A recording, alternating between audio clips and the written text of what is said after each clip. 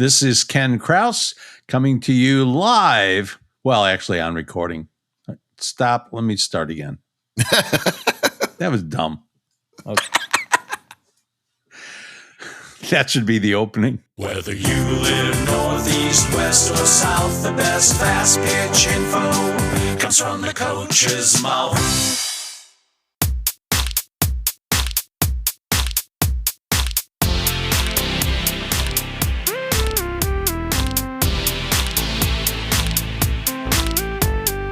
Welcome to the From the Coach's Mouth podcast with your hosts, Jay Bolden and Ken Kraus.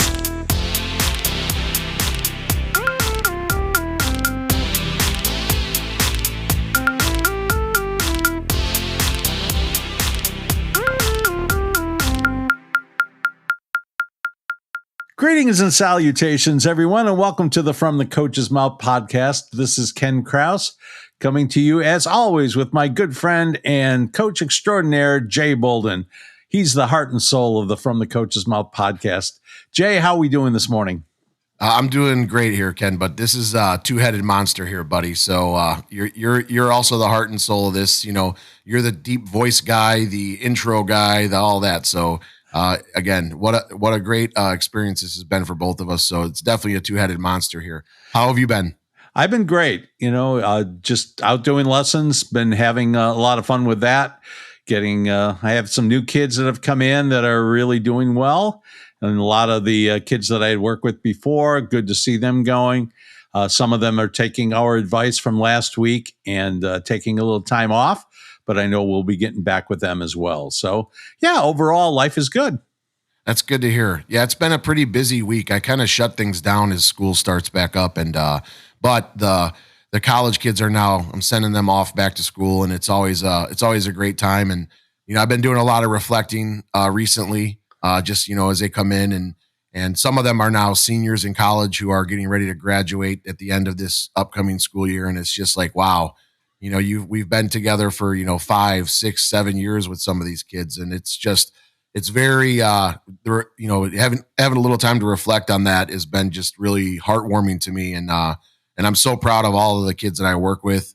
You know, there's a lot of ups and downs. I think we all know that, even through travel ball and high school ball and especially in college. So it's just, every time they go back, it's just a very proud moment for me. So, and I'm getting some new kids too, which is really good. And I got some hardworking kids that are coming in. So I'm excited for this year. Yeah, that's great. I saw you did a little event for your college players, you know, those who are going off to college. Yeah. That was cool. You know, Ken, I feel like it's a way, it's me and the other guy who in our facility that we run. It's just us two. And what it is for the longest time, I've always wanted to find a way to say thank you both to the players and to the parents. And so what we did is, my buddy who does the catching lessons, JR Nolan, he and I, after every softball tournament that we've coached, or, you know, important games or regional championships or anything like that, we would always get tacos. So we would drive out of our way to go find a great little greasy little taco joint to go have some great tacos. And so our motto was always, if it involves softball and tacos, we're in. So what we did is, we had a guy who came in, and I'll give you a little backstory about that. And what we did is we had all you could eat tacos, steak, pork, and chicken for all of their families and commits from my 2025 class and my early 2026 commits. And so we had roughly, and he did the same thing for his 2025s. And so we had roughly about 62 people in our little facility. And it was just a great way to say thank you to the families that have been with me for a long time. And again, celebrate these kids and the hard work that they've all put in. So it was a great event. What I was going to tell you is the softball community is extremely close-knit, and it always finds its way back to you, I feel. And so the guy who runs the taco place is called Tacos and Tamales, LLC. Great job and amazing tacos. But the great story is his daughter also took pitching lessons from me back in the day and got committed to play out at Indiana Tech. And great guy, and this is like his little side business that he does, and they were great. But it's funny how the softball community kind of finds its way back to you, and you know, it's just it's the first time we've done this event, and we're going to do it again every year for our commits, just to say thank you to the families. Wow. Well, yeah, it looked like it was great. That's nice that it was somebody that you had that kind of connection to also. So, looked like it was fun. It was fun, and I can't wait to do it again. And just had another 2026 commit. It's exciting for her, and I've only got a couple left, and I'll be moving on to my 2027 class. So it's exciting. It's a proud moment when these kids do it, because you know that you're just helping them. I'm sure you feel the same way. So yeah, for sure. Yep. So I do want to get into a couple different topics today, Ken. I think the first one I want to start with is I want to talk a little bit about, since the travel season is getting ready to fire up, there's tournaments here in the next 2 or 3 weeks. And I've got some younger kids that have been coming through my door with some lessons.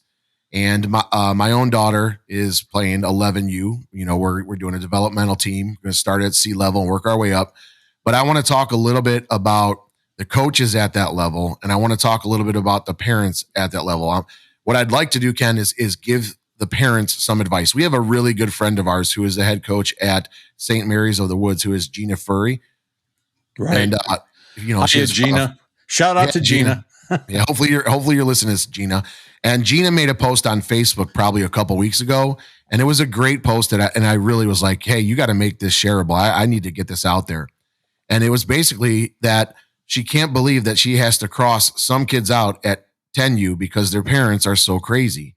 And I think that's a valid statement. I think some of it is just they're the coaches and even the parents take it it's a little bit crazy. They're not seeing the big picture. They're seeing more of they want to win at all costs kind of aspect. And I thought maybe you and I could give some advice to some of these travel ball parents, especially when their kid is just kind of starting out in the travel scene. So I'm gonna let you take over first, if you don't mind. Is what advice would you give to, and even coaches, Ken, at that age, that 10U, that 12U, that even 14U travel ball level? What advice would you give to the parents, and maybe even coaches, if you don't mind, for kids and teams at that age group? Okay, well, the first thing I want to say just as you go along is if you go and you watch the tournaments, I've always found that the 10U parents are the craziest. It's kind of like, you start out where maximum crazy at 10U, and then as they get a little more seasoned, as they go along, they start getting a little bit more realistic. They start understanding it a little bit more. So, from a coach's standpoint, it can be easiest to coach the 16 and 18Us because by then their parents sort of know the ropes. But yeah, for the parents, I think, the biggest thing is lighten up, Francis. I think that the parents look at it and, not all, obviously not all. I work with several 10U kids and their parents are just great.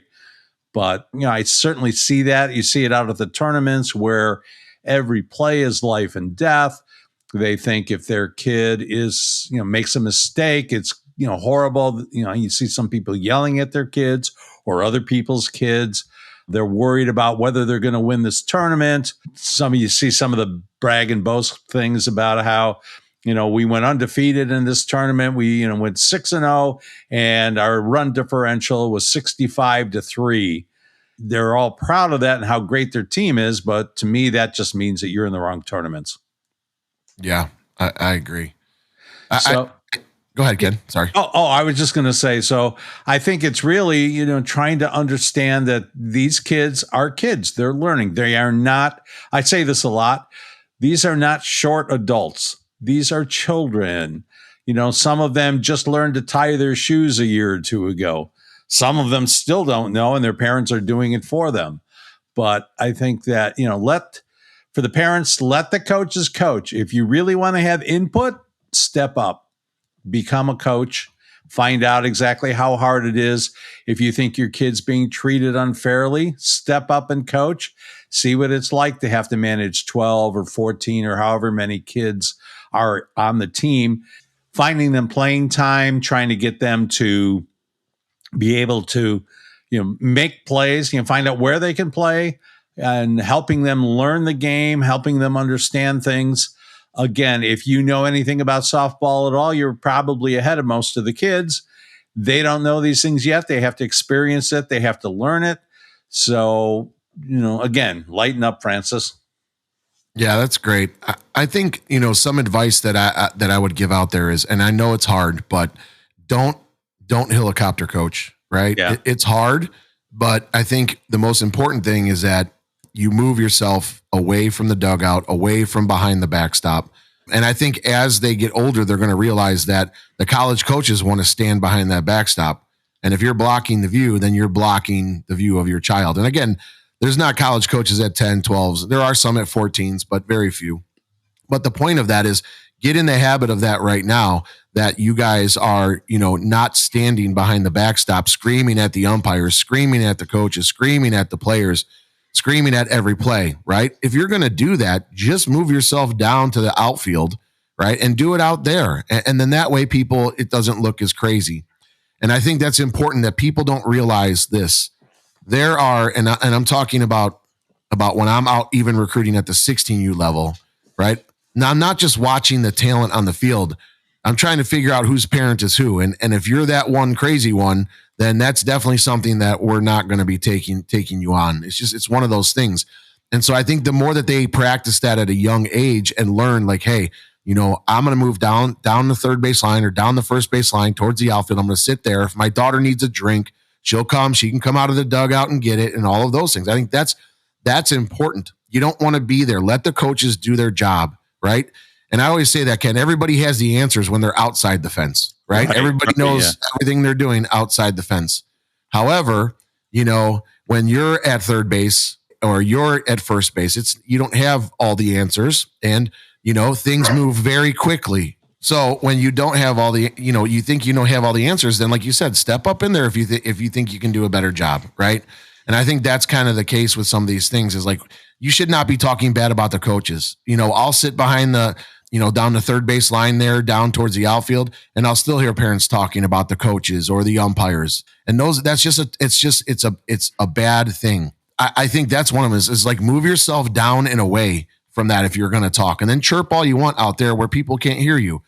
The second thing I would say advice is make sure you're cheering for everybody's kid, not just your own kid, because a team takes 9 individuals plus the players that are on the bench, and they're going to have their opportunity too.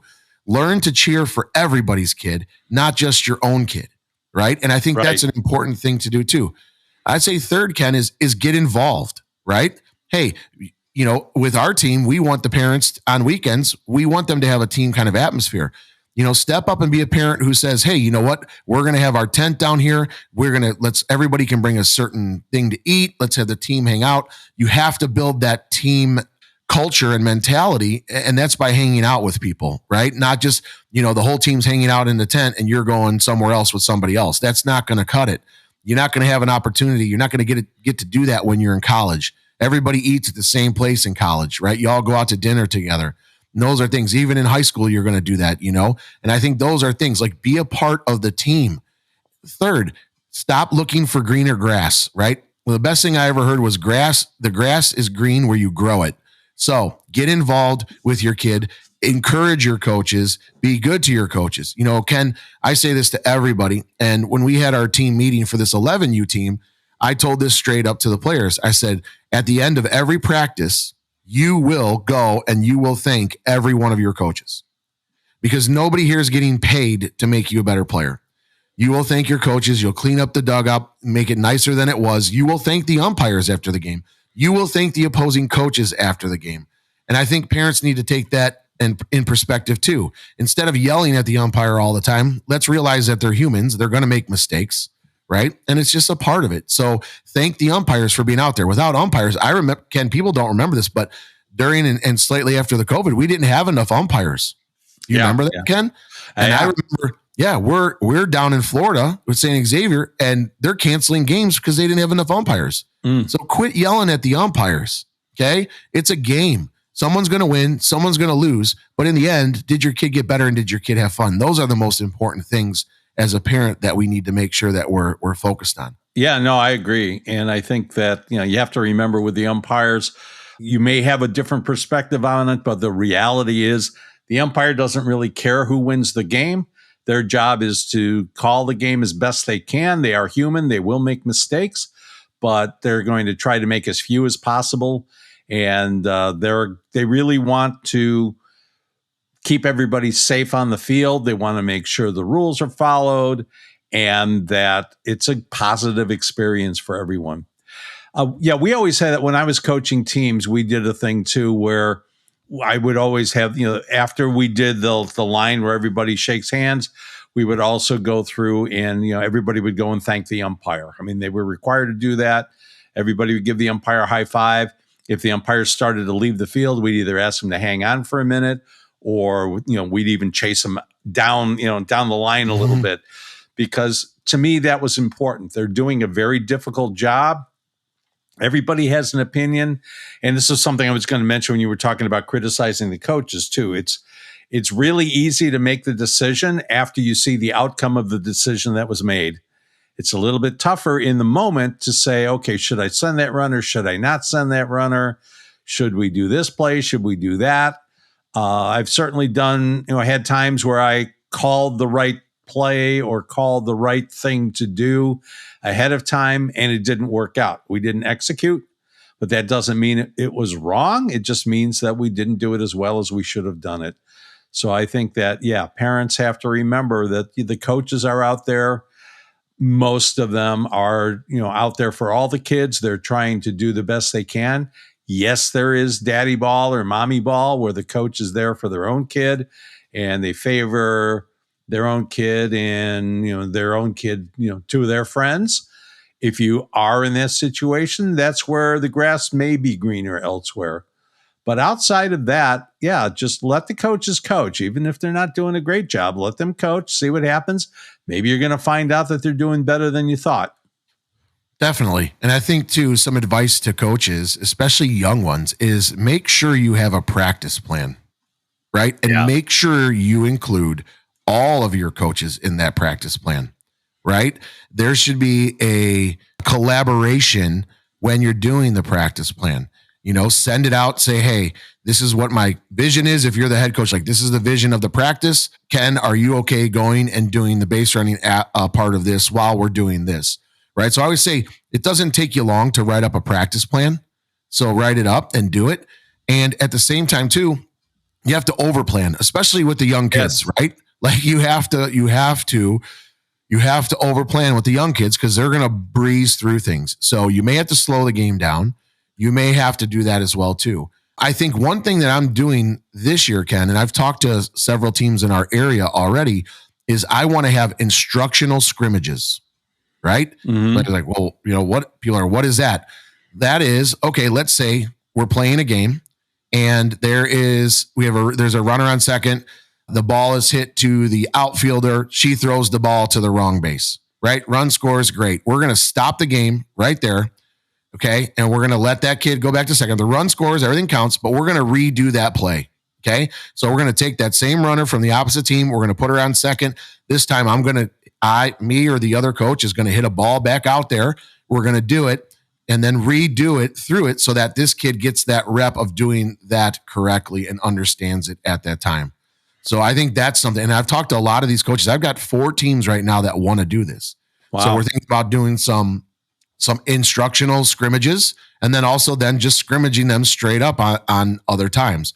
And I think that's what we need to do, especially at this age. Instead of just playing games, we have to make sure these kids understand what's going on in the game. And again, in the heat of the moment, the kid didn't know what's going on. They did what they thought was best. So however, that's your job as a coach to say, okay, this is what you did, but this is kind of what we really are looking for you to do. Now let's just run through it again and do it. And I think those are the things that we really have to start focusing on, because as some of our guests have said on here, there is a disconnect from that kid coming out of travel ball going to college. And I think we want to try to bridge that gap between those two. So practice plan is definitely advice for a coach. Overplan if you can. Fundamentals should be a part of every single one of your practices first.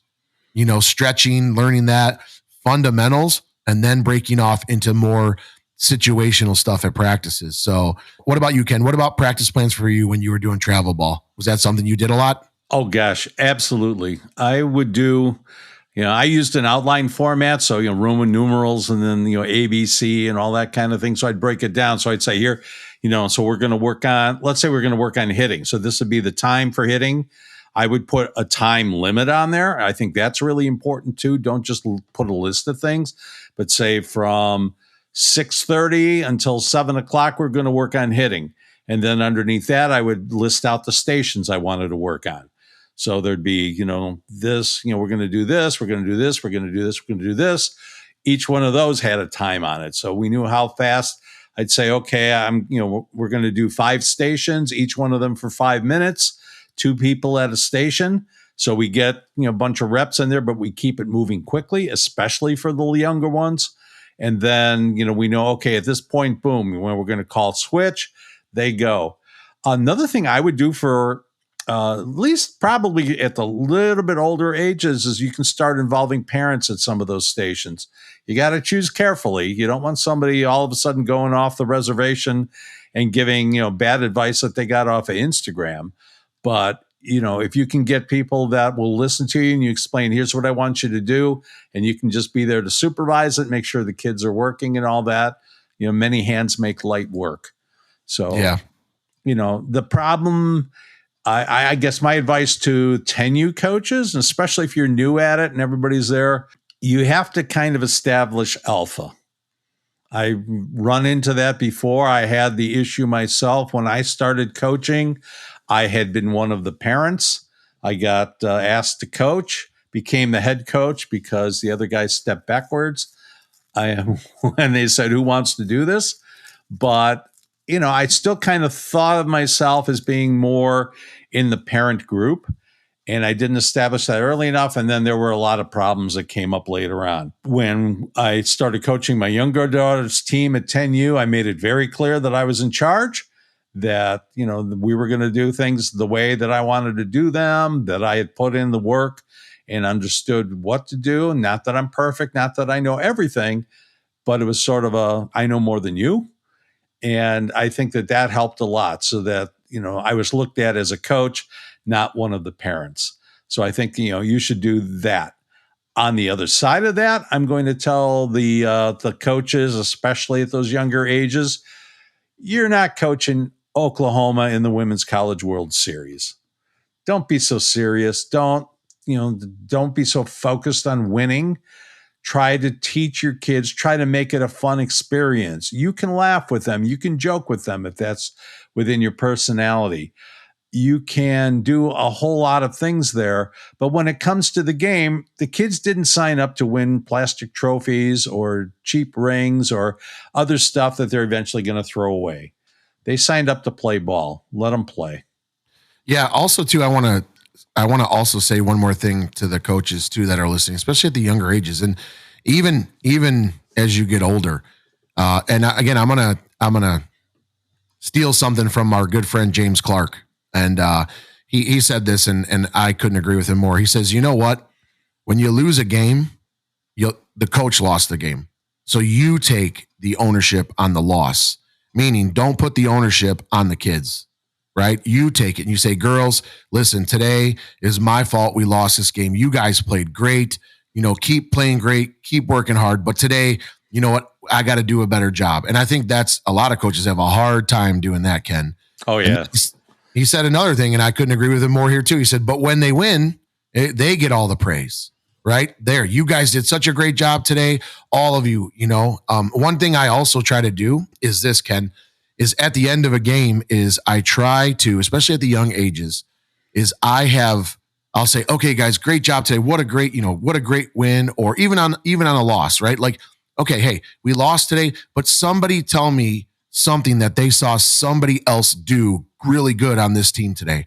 And then so now it's other players affirming other players. And I think that's an important thing, and again, even in your losses, there are still, little victories that you could celebrate. And I think those have to be done even in the loss, right? Everybody feels bad because you lost, but hey, we're definitely going to do that. And even at the college level, that's what we do. We talk about, hey, you know what? We did some good things here, but we didn't get the job done. And that's okay. You know what? We've got another game here or the next game coming up. Let's try to get it done there. Hey, let's keep doing the good things and let's improve on the things we need to improve on. But taking the ownership on the losses instead of the kids, putting it on the kids is always a big thing. And I think that's, James has said that for years, and I couldn't agree with him more. Him and I have talked about that several times. So again, take the losses as the coach, just take it, right, and move on. Just try to find something that was really good in that game, and use that as a little bit of a celebration, because everybody's already upset that they lost anyway. So, Right. How about you, Ken? Yeah, that was always my philosophy too. The coaches lose games, players win games. So, if even if that isn't the case, that was the way that I approached it. It was up to me to figure out the way to win the games. I didn't want to take the credit for it. I really wanted it to be that the players were the ones who did the win. They got the win. They worked hard. I don't know if you do this, but I did helmet stickers. And there were times when I would just say, okay, this was a great team win. I would give everybody a sticker for it just because I thought they really stepped up and did well. At the same time, if we had a loss in the game, there were still things that went well. So we'd say, okay, well, we lost the game, but we threw out 3 runners at second base. So the catcher and the shortstop, they get stickers for that. This kid laid down a good bunt and, did what was asked. So she gets one. So, having a kind of a list of things that you're going to give stickers out for, give them that recognition, I think is an important part of doing all of that, because the kids love the recognition, and you'd be surprised how important it is. So I'll tell you a quick story, so we can let your dog bark in the background.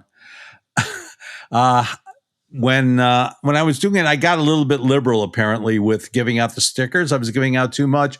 And I just thought, okay, the stickers are a nice thing. Well, my daughter and her friend, Michelle, who had played on the team for years, they came to me and they said, you're giving out those stickers too easily. They don't mean anything anymore. You got to stop doing that. People have to earn them. And I thought, and I think they were probably about 14 or so. And I thought that was a great thing. And it was a great learning moment for me. I didn't realize how much it meant to them to get that and how proud they were of what they had. And so I think that, that's a good lesson there, that these little motivators, however you go about and do it, if you have the belt and it's going to be the player of the game that gets the belt and gets to take the picture with it, or however you do it, having those things there, it means more than you think, sometimes more than winning the game itself.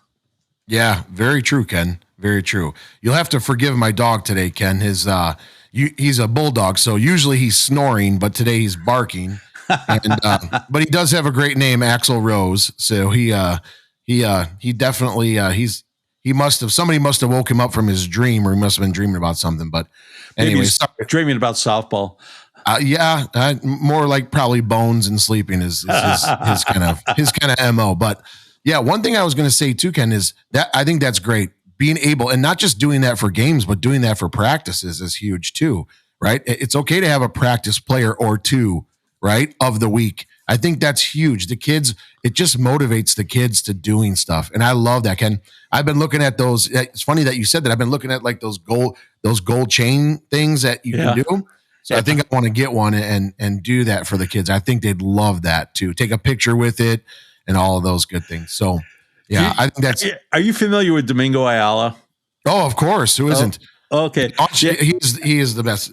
He is the best. Yeah. If you guys aren't familiar with him, check it out on YouTube. It's this guy that does this character. He's from the Dominican Republic. He's a big brag and boast guy. The guy was actually a college softball player. And he's very talented, but he does these funny videos.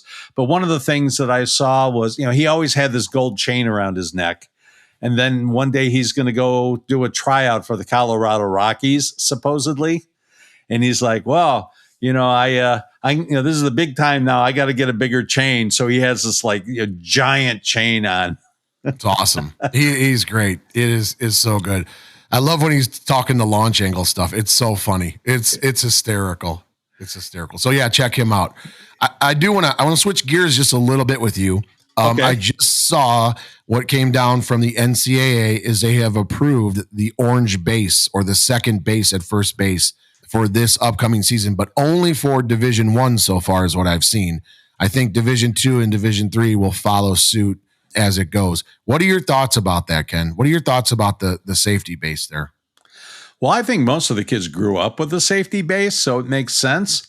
I think that if we want to protect players, if we want to minimize collisions, I've always liked it. I always thought it was a good thing.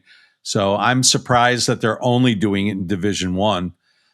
I would have thought they'd go the other way, do it in somewhere it's a little less visible, like, do it in Division 3 or Division 2 and try it out there. Why they're doing it with Division 1 is beyond me, but a lot of the things the NCAA does are beyond me. But yeah, I think it's a positive move. I think that, just trying to minimize kids getting spiked, kids getting into collisions. There's a lot of good reasons to do that. So believe it or not, Ken, out here in Indiana high school ball, they do not have the yellow base. They just don't do it. So it hasn't been out here in Indiana since I can remember. So I'm wondering if high school now is going to follow suit as well too. I have mixed reviews on it, right? I feel like if it's going to prevent injuries, I think that's great, but I think time will tell on that. I still feel like there's going to be collisions at first base. I think also too, there'll be some confusion on it. So I'm kind of mixed, at least at the college level. Like I think travel ball, high school, I don't have a problem with that, but I think at the college level, I think that's something too.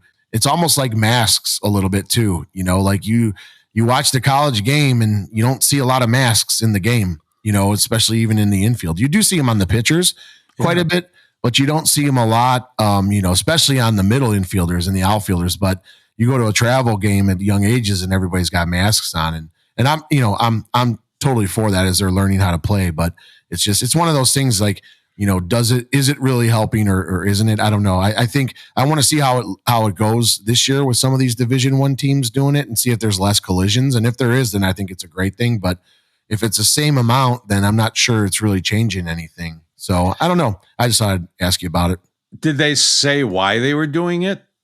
I think that was the reason, was the collisions, less chance of a collision at first base, but some people are against it. And they're saying that, even though that base is there, we're still teaching people to run to the, inner part of first base because that's the shortest distance.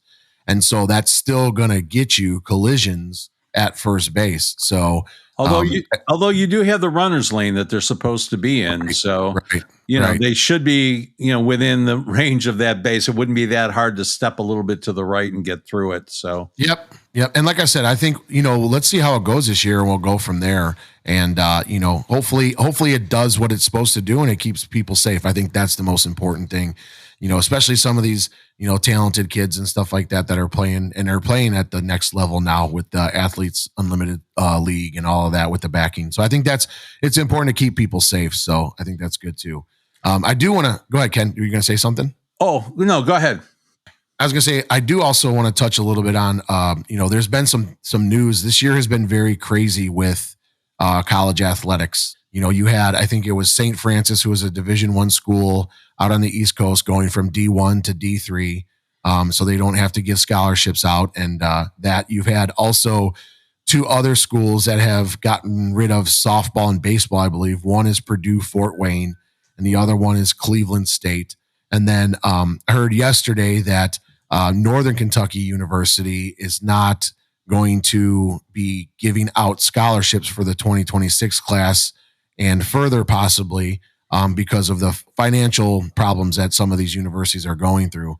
I wanted to get your thoughts out a little bit on that, Ken. I have a 2026 who is going there. Now we're back out in the recruiting thing again. And it's not the coach's fault. It's, the institution and money and all of that thing. So you can't blame coaches for this stuff.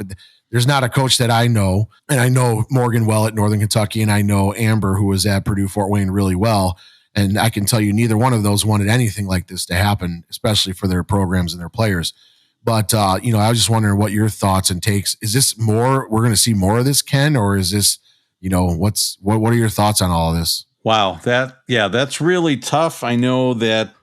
I know for sure the coaches don't want to have anything like that happen. It's certainly the ones where they got rid of the program, because then those coaches lose their jobs. But even losing the scholarships, that's going to make it that much harder for them to recruit. Who wants to go to a D1 school that doesn't have any scholarships? It's a shame. And I don't understand why, this is such a problem. you look at the Women's College World Series and the TV ratings and how popular it is. It's a big money maker. You would think more of that money would trickle down to the schools and even, the ones that aren't participating in that, because that's a lot of money that's out there. But I guess it really comes down to each of the schools and, their financial commitments. This could be a bigger indictment of the whole education system here in the United States, especially, the upper levels. How, it boggles my mind that you could have had these programs going for all these years and then suddenly they're not able to afford to give some scholarship money to players. You look at all the NIL stuff. Is that where all the money's going? Is it going to those big schools that can do that and everybody else is going to get hurt? It's not a good sign, Jay. Yeah, I think what I read a little bit too is that I think we're going to see, and this is just my guess, but this is what rumblings that I've heard through the grapevine, is that they're going to be taking away the amateur status here pretty soon. And what's going to happen is schools are just going to get a pool of money, and how they distribute that money to their players is basically how they're going to, I don't even know if they'll call them scholarships anymore, Ken. I think this is what I'm hearing, that they're talking about the amateur status going away. So college sports won't really be college sports anymore. It's going to be some form of, like minor leagues. Yeah, something of that nature. I don't know what they're going to call or do with it. This is what I'm hearing. And then again, they're just going to get a pool of money and it's not going to be scholarships, and how you divvy up that money to your players is how it goes. And I don't know.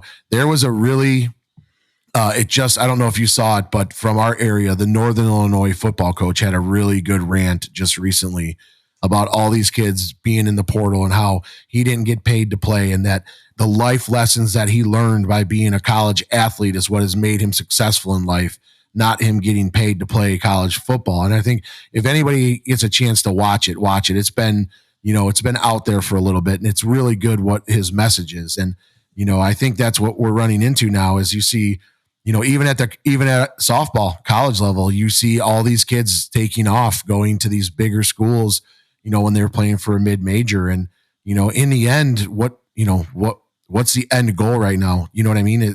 I don't know. They're not going to go make the money in Major League Baseball is players are making right now. And, that's going to take some time. Hopefully they will. I think that would be great. And then at that point, then I get it. You got to move up the ranks, but I still say that the education part of that is, and what your experiences are is what you're going to remember the most, not how much you got paid to play softball. So yeah, it's definitely an interesting time that we're in. And I really hope that no more schools shut down or pull those scholarships. Those schools that we mentioned are all in the Horizon League, right? The Horizon League is losing, has lost some schools there. And I hope that they can add some schools in there and get it going, because I believe they have some things in their bylaws. Like if you only have 5 teams, you can't even have a playoff. So they have 6. And I think Northern Illinois is going back to Horizon League next year, but it worries me just like it worries you. It's kind of scary. Yeah. And, I think that there's a message in here too for all the travel ball parents, everybody that's thinking that, we're going to play on these expensive teams that are traveling all over so we can get this big scholarship and my kid's school is going to get paid for. You might want to rethink that strategy and take some of that money and put it into whatever that, the things are that can help save money for school, because there's a risk that money's not going to be there. And, in some ways, maybe we'll get back to the point of softball where kids are actually playing to try to win tournaments and trying to compete in all of that rather than just playing for the scholarship and playing for themselves. But it's unfortunate if there isn't something there at the end of that rainbow where the possibility exists that you could get the scholarship money. So it's definitely a dilemma. There's not a lot of good options in this right now. When they first announced the NIL stuff and that, it seemed like, yes, that's fair. These kids are bringing in lots and lots of money to the school, and yet an alumnus can't buy them a lunch at McDonald's if they're hungry because that's an NCAA violation. But, Yep. it's maybe the pendulum has swung too far the other way. And now it's the few that are getting everything and everybody else is getting to be out of luck. Yep. And like I said, hopefully that trend changes and we start to see more schools adding softball or them getting their programs back. I think would be fantastic. All we can do is cross our fingers and keep trying to support the game.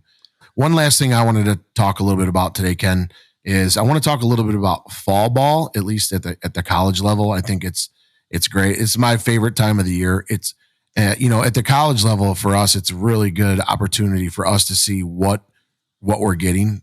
The fall ball schedule is usually short and sweet. We spend more time trying to develop kids than we do trying to play. We play about 10 games, I think, at St. Xavier. I think some of the Division I schools play about 8 or 10 games as well, too. And I think that's important. We use the fall a little bit as recruiting, which is we play a lot of junior colleges as well as a lot of development. But I love it. I think it's great. We do a lot of stuff there. So I'm excited about fall. Definitely we play our good buddy Darren there, Rock Valley. That's going to be a barn burner again. That's when we get a little more serious with, because we know they're going to take it to us. So do you happen to get out and see any games in the fall with Division I schools or anything like that? I usually don't, because I'm usually doing lessons at the time they're playing, unfortunately. But I would love to do it. Every now and then I'm able to get out and see one. I've done it before when I knew, like, I had a kid coming into town that I'd work with. And, that sometimes the fall is my best opportunity to see some of these kids play. Well, maybe we can get you out to a game. We're playing this fall, Ken, basically every Saturday in September. And then October 4th out here in Northwest Indiana. Yeah, we do, I think, have one Sunday game. That's in September as well, too. But come on out if you can get out there. If not, there'll be, I think I've heard that at UIC, possibly Loyola and DePaul and UIC will play each other. So that's a good little matchup with those three teams, all Chicago teams, which is cool. I think that's happening in October sometime, is talking to my kids about their schedules.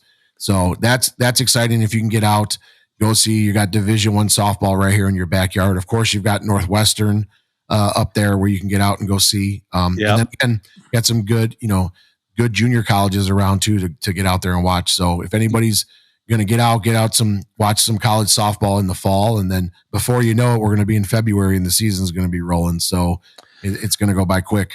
Yeah. And I've got Lake Forest right by me too. So that would be another option to go see them.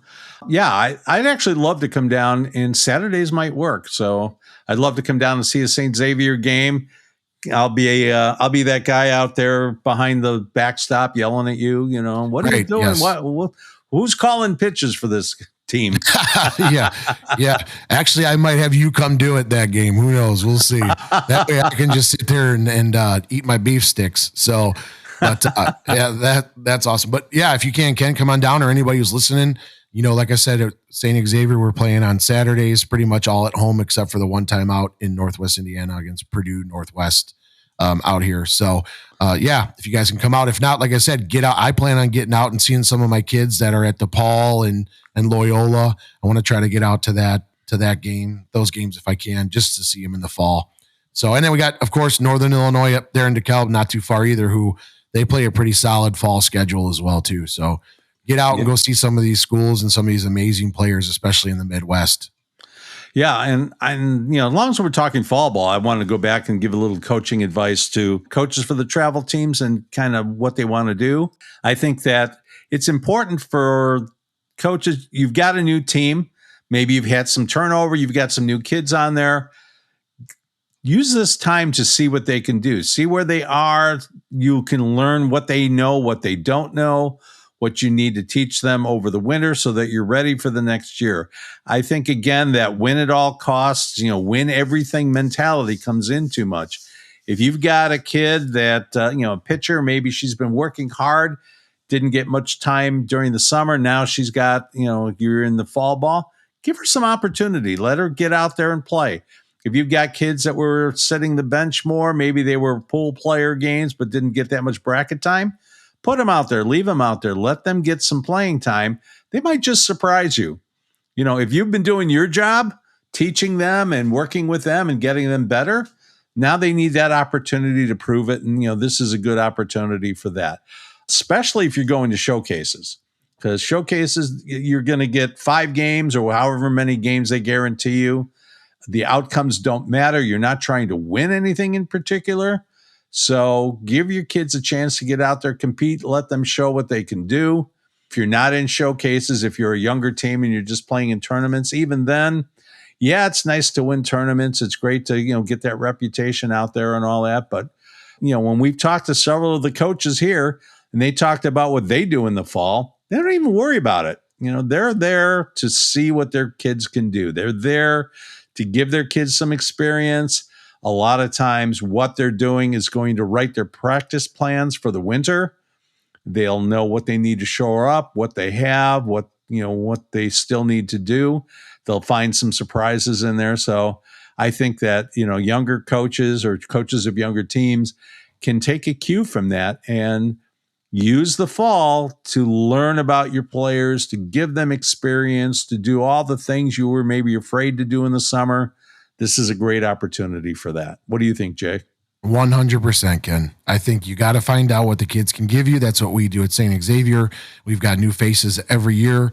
You have new faces. Let's see what those kids can do. Put them in different positions, different situations, do all of those things there too. And just remember, no matter what level you are, you're still trying to develop kids. Even at the 18U level, your job is to develop those kids and get them ready to go to play college softball, right? So just remember that this is all about development. The wins and losses usually take care of themselves. And not only that, but creating good people is important. So I couldn't agree with you.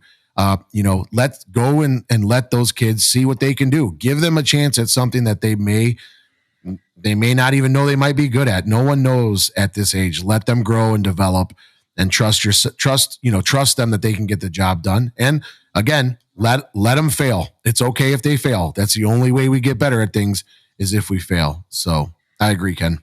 Yeah, absolutely. Let them fail. If you're not failing, you're not trying hard enough. Yep. Fantastic. I had one more thought on that too. As they're out there, as you're working with these kids and putting them out there, I love that idea. Try somebody in a different position. Mm-hmm. You never know. They may work out well there. As a coach, I remember what I was going to say. As a coach, you want to also try some of the stuff maybe you were afraid to try during the regular season. So let's say you've got a first and third play. Pull the trigger on it. Go ahead. You want to learn and see if your team can do a sacrifice bunt, do it in the fall. It's or not a sacrifice bunt. I'm sorry, suicide squeeze. Anybody can do a sacrifice bunt. And most people misuse it anyway and use it too much. But yeah, you want to do a suicide squeeze. This is a good time to try that. Let's see what your kids can execute. And then you can reward them if they pull it off. But you can try different strategies. If you want to try, if you have an idea of where somebody hits, you want to try a shift that maybe you thought of but weren't quite sure of, try it. Get out there and experiment, find out, push your kids, see what they can do, get them more toward the edge of the envelope, and they might just surprise you. And if they don't, if they're not capable of executing it, well, then you learn that too. And you can either work on doing it, or you can put that in your pocket because you say, I just don't have the personnel to do what I want to do. Absolutely, Ken. Couldn't agree more.